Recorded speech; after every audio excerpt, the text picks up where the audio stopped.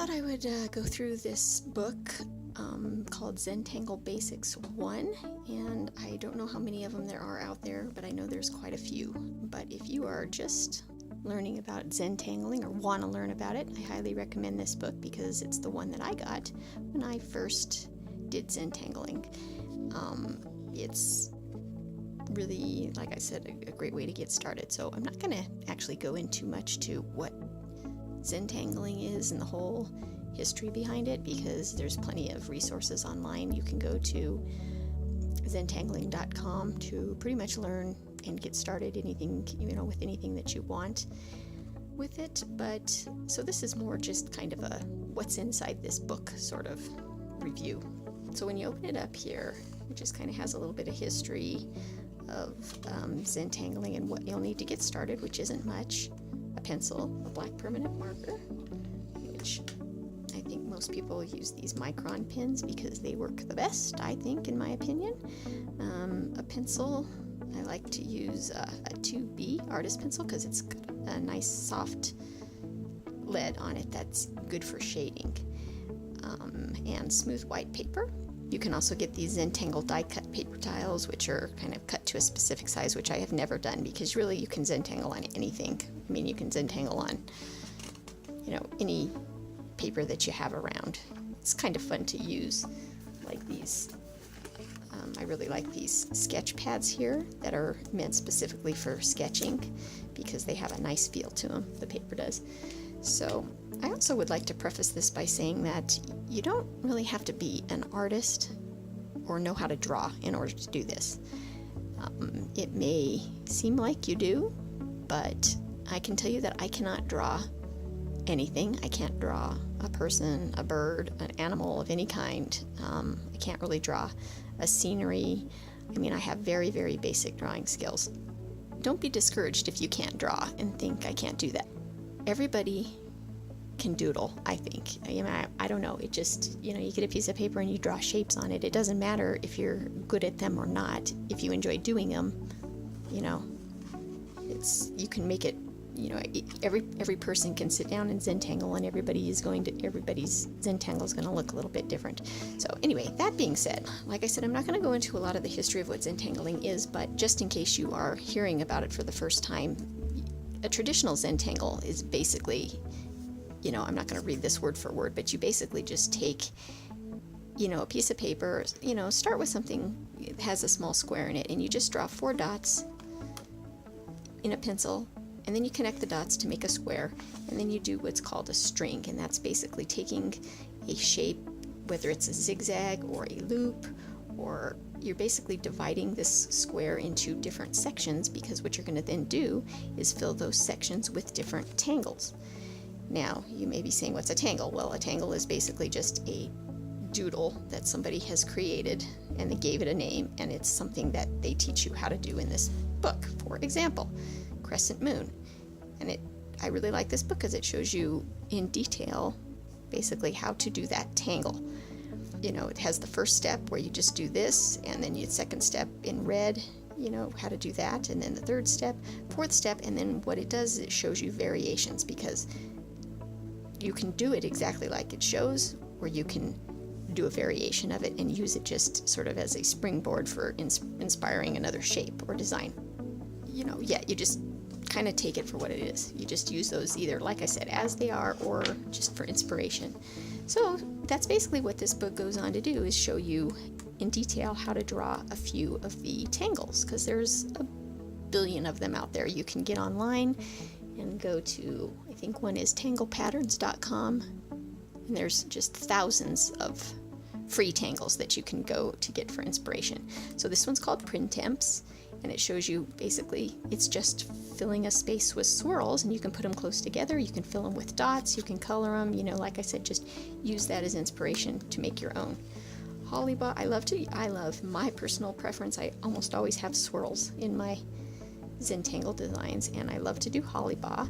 That's basically just these, they almost just looks like, kind of like, I think of like sticks or boards or something. You draw one, and then each successive one you draw after that goes underneath. So it's almost like you're laying sticks underneath, and then you can color in the background. You can do you know, various different shapes. So I'll just go through the rest of this book real quick to show you. It shows you how to do static.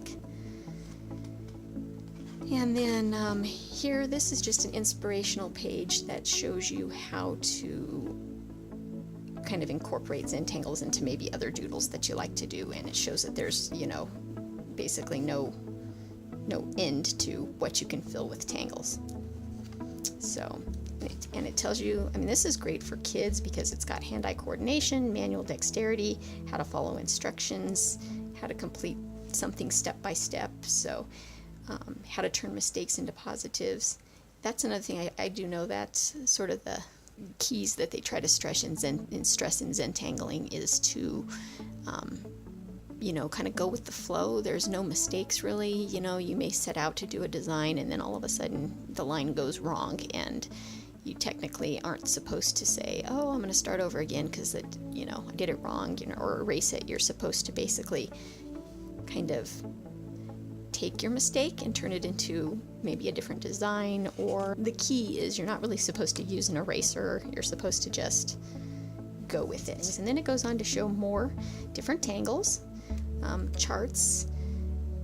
It's an adaptation, meaning they just basically used it, I guess, as an inspiration, and then shows you different things you can do with it. Waves, Knightsbridge. I love Knightsbridge. I use that in almost every one of my tangles too. It's basically, you think of it as like a chessboard or a checkerboard, and then you just fill in the squares. But there's just so many variations of that. This one, I don't know how you say that. Tag, jonquil, chalon, fence. And then it gives you a little kind of example of how they've incorporated each one of those into a Zentangle. This one has cadent, W2, cross stitch, flukes. But you see how nicely it shows you step by step. You do that, then you do that, then that, then that, and then basically make it your own after that. Kiko. Some of these are easier to do than others. I've tried almost all of these and found that some I didn't really enjoy doing. So you'll find that you come to use some of your favorites all the time.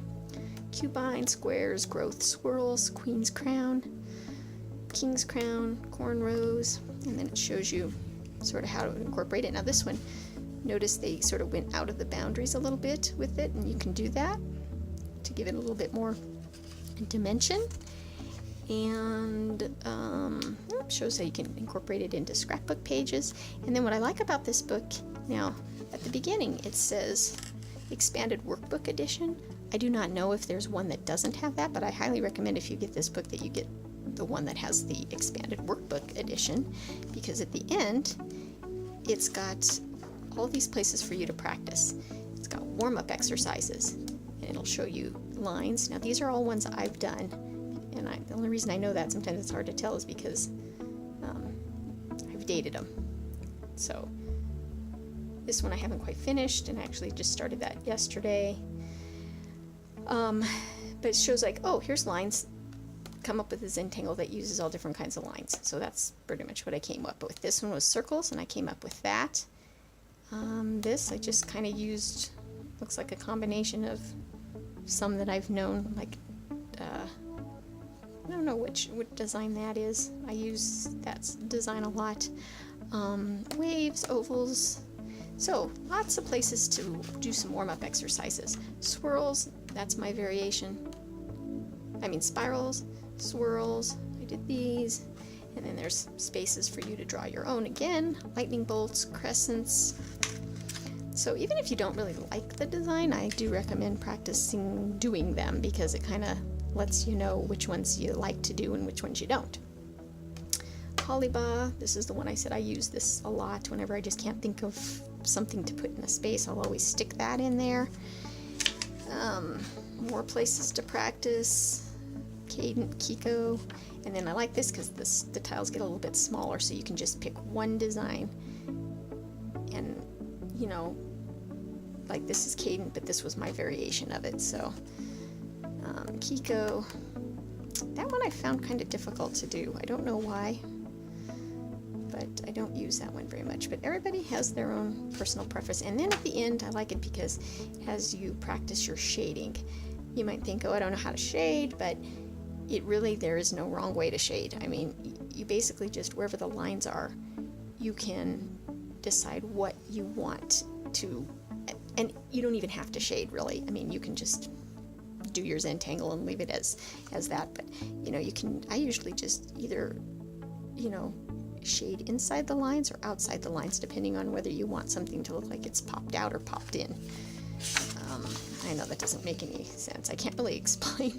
Shading is just some of those things that you kind of play around with. But like this design here, you can tell they shaded it a little differently. Here they just shaded just these corners, but here they sort of shaded along the lines, and it gave two different effects. So no right or wrong to shading. Here they shaded along these lines, and here on this one they shaded just next to the triangles.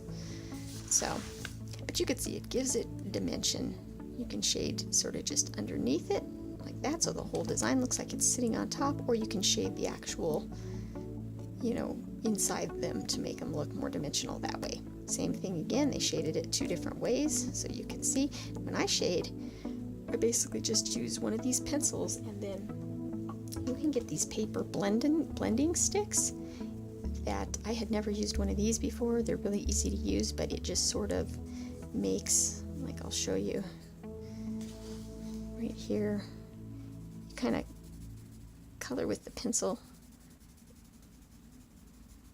like that, and then you can see how kind of harsh those lines are, the pencil lines. Then you just take this and see how that, it's like a smudge stick,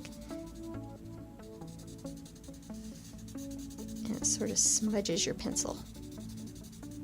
See, look at that little bit I just did right there, kind of gave that some dimension. So yeah, these are really fun to use. It's like rolled up paper, and it just smudges your line. But definitely use a 2B pencil because it's really soft. The lead is soft and it blends really nicely. And then at the end, it has you experiment with strings, and this just kind of gives you an idea of how you can divide your little area into strings, basically. So you could fill this with a Zentangle, this with a different one.